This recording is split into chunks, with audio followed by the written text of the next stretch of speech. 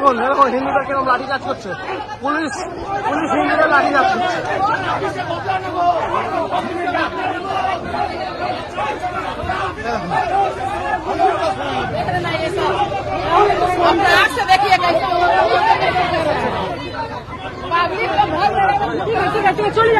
দাদা দেখুন হিন্দুদের কিরকম ভাবে অত্যাচার করছে পুলিশ হিন্দুদেরকে লাঠিচার্জ করছে। থাকতে হবে বাড়ির আমাদের পিছনের দিকে পুরো ফাঁকা এরিয়া, ওদিক থেকে যদি এখন 30-40টা ছেলে ঢোকে তাহলে আমরা কি করবো? বাধ্য আমরা কিছু করতে পারবো, 4-5টা মহিলা আমরা কি করবো? আমাদের তো সেফটি চাই না, আমরা তো একদমই আনসেফটিতে আমরা পড়ে আছি।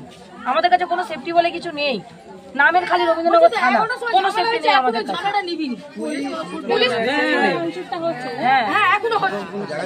কোনো গাইড বলে কিছু নেই আমাদের কাছে।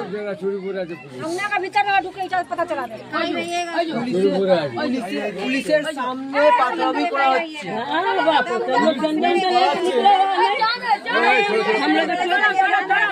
দেখুন দেখুন হিন্দুদের কিরকম লাঠিচার্জ করছে পুলিশ পুলিশ হিন্দুদের লাঠিচার্জ করছে।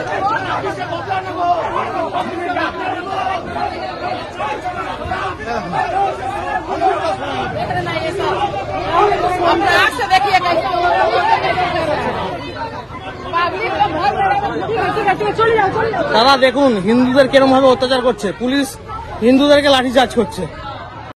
থাকতে হবে বাড়ির আমাদের পিছনের দিকে পুরো ফাঁকা এরিয়া, ওদিক থেকে যদি এখন 30-40টা ছেলে ঢোকে তাহলে আমরা কি করবো? বাধ্য আমরা কিছু করতে পারবো, 4-5টা মহিলা আমরা কি করবো? আমাদের তো সেফটি চাই না, আমরা তো একদমই আনসেফটিতে আমরা পড়ে আছি।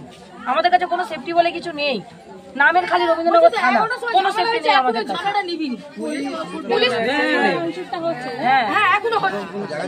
কোনো গাইড বলে কিছু নেই আমাদের কাছে।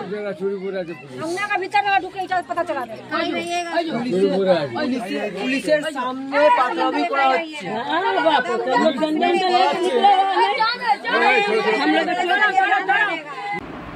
গত 2 মাসের মধ্যে 3বার পুলিশ আক্রান্ত হলো, আর সেই আক্রান্ত হলো সেই পশ্চিমবঙ্গের 34% যে গুন্ডারা তাদের দ্বারা। আর পুলিশ আক্রান্ত হয়ে নিজেকে রক্ষা করতে পারল না। আজকে মহেশতলা রবীন্দ্রনগর থানায় সেখানে কি অবস্থা, পুলিশ নিজেকে বাঁচাতে পারছে না। ডিসি পোর্ট আক্রান্ত হলেন, ডিসি পোর্ট আক্রান্ত হয়ে এখন একটি হাসপাতালে ভর্তি হয়েছে। তার মানে ডিসি পোর্ট তার পুলিশ বাহিনীকে রক্ষা করার নির্দেশ কেন দিতে পারলেন না? তার মানে মাননীয় পুলিশ মন্ত্রী কি ওই 34%-এর জন্য পৃথক আইনি ব্যবস্থা রেখেছেন? তো এইরকম যদি বারবার চলতে থাকে তাহলে পরে পুলিশের মনোবল আর কিছু থাকবে না, আর রাজ্যে আইন শৃঙ্খলাতে একেবারে তলানিতে গেছে।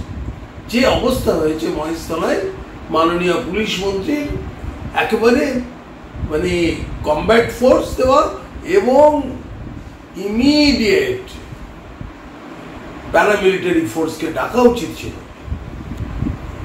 রাজ্যের পুলিশ মন্ত্রী বা মাননীয় মুখ্যমন্ত্রী ইচ্ছে করলে শুধু প্যারামিলিটারি নয়, সেনাকেও নামাতে পারে, সে অধিকার তাকে সংবিধানে দেওয়া আছে।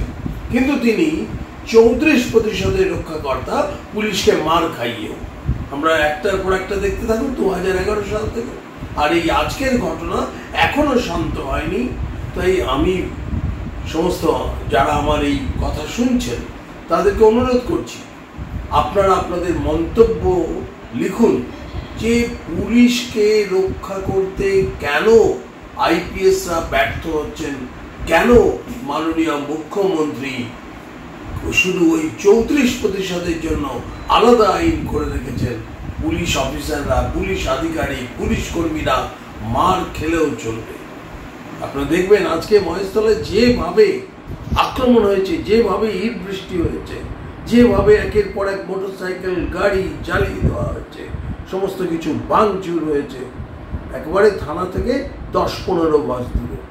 অথচ সেখানে কোন কলকাতা শহরের মধ্যে, যেখানে তো কমব্যাট ফোর্স চাইলে মুহূর্তের মধ্যে 7 মিনিটের মধ্যে আসতে পারে। আমাদের ভিডিও ভালো লাগলে লাইক এবং শেয়ার করুন, কমেন্ট সেকশনে গিয়ে জানান আপনাদের মতামত। আরও ভিডিও পেতে আমাদের চ্যানেল সাবস্ক্রাইব করুন এবং প্রতি মুহূর্তে খবরের আপডেট পেতে প্রেস করুন বেল আইকন।